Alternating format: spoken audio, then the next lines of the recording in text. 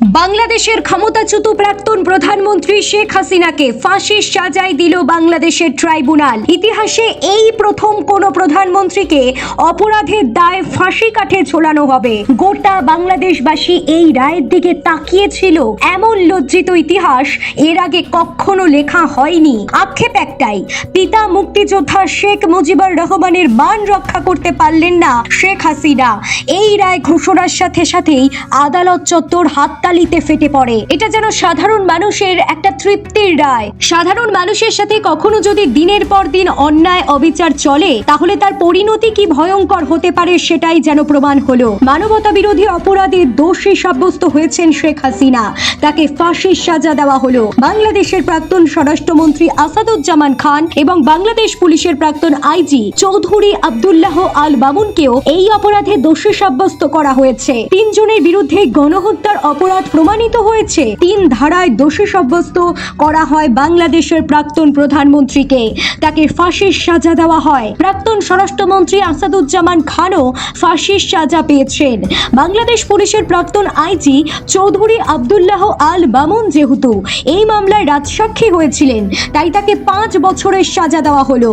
শেখ হাসিনাই বাংলাদেশের প্রথম প্রাক্তন প্রধানমন্ত্রী যাকে মৃত্যুদণ্ড দেওয়া হয়েছে। শুধু বাংলাদেশে নয়, গোটা বিশ্বে এই প্রথম কোনো ক্ষমতাচ্যুত শাসককে দেওয়া হয়েছে ফাঁসির সাজা। শেখ হাসিনার বিরুদ্ধে মোট 3টি অভিযোগের সাজা ঘোষণা করা হয়েছে। 2টি অভিযোগে হাসিনাকে মৃত্যুদণ্ডের সাজা দেওয়া হয়েছে, একটি অভিযোগে যাবজ্জীবন সাজা দেওয়া হয়। হাসিনার বিরুদ্ধে ড্রোন, হেলিকপ্টার ও মারণাস্ত্র ব্যবহার করে গণহত্যার নির্দেশ দেওয়া, রংপুরে বেগম রোকেয়া বিশ্ববিদ্যালয়ের ছাত্র আবু সাইদকে গুলি করে হত্যা এবং ঢাকার চানখারপুল এলাকায় আন্দোলনরত 6 জনকে গুলি করে হত্যা এবং আশুলিয়ায় 6 জনকে পুড়িয়ে হত্যা করার নির্দেশ দেওয়ার অপরাধে মৃত্যুদণ্ডের সাজা দেওয়া হয়েছে শেখ হাসিনাকে। আসাদুজ্জামানকেও 2টি অপরাধে মৃত্যুদণ্ডের সাজা দেওয়া হয়েছে। প্রধানমন্ত্রী পদে থেকেও অপরাধ ঠেকাতে ব্যর্থ হয়েছিলেন হাসিনা। এদিন আন্তর্জাতিক অপরাধ ট্রাইব্যুনাল সে কথা উল্লেখ করে। শেখ হাসিনা ও আসাদুজ্জামানের সম্পত্তি বাজেয়াপ্তর নির্দেশ দেওয়া হয়েছে। আদালত কক্ষ থেকে বেরিয়ে সরকার পক্ষের আইনজীবী জানান, পলাতক হওয়ার রায়ের বিরুদ্ধে আপিল করতে পারবেন না হাসিনা। রায়ের কপি ভারত সরকারের হাতে তুলে দেওয়া হতে পারে। এটাই প্রত্যেকটা বাংলাদেশবাসীর জয়, সন্তান হারা বাবা মায়ের জয়। হাসিনার পক্ষে আইনজীবী দাবি করেছেন, কোনো হেলিকপ্টার আন্দোলন ঠেকাতে ব্যবহার করা হয়নি। কাউকে হাসিনা অপমান নাকি করেননি। আন্দোলনকারীদের সংখ্যায় সরকারি হিসেবে 800, তাহলে 1500 আন্দোলনকারীর মৃত্যু হলো কিভাবে? প্রশ্ন তুলেছেন হাসিনার আইনজীবী। বিচারপতি রিপোর্টের অংশ পড়ে বলেন, অপরাধের জন্য ক্ষমা চাননি হাসিনা, তার অনুশোচনা বোধটাই নেই, বরং আধিকারিকদের এবং ট্রাইব্যুনালের কর্মীদের হুমকি দিয়ে গিয়েছেন। বিচারপতি আরো বলেন, হাসিনা, আসাদুজ্জামান এখনো পলাতক। বারবার পরোয়ানা সত্ত্বেও তারা আত্মসমর্পণ করেননি। তাদের বিরুদ্ধে 54 জন সাক্ষ্য দিয়েছেন।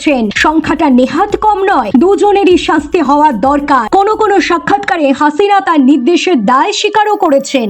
হাসিনা সহ অভিযুক্তদের দোষ প্রমাণিত।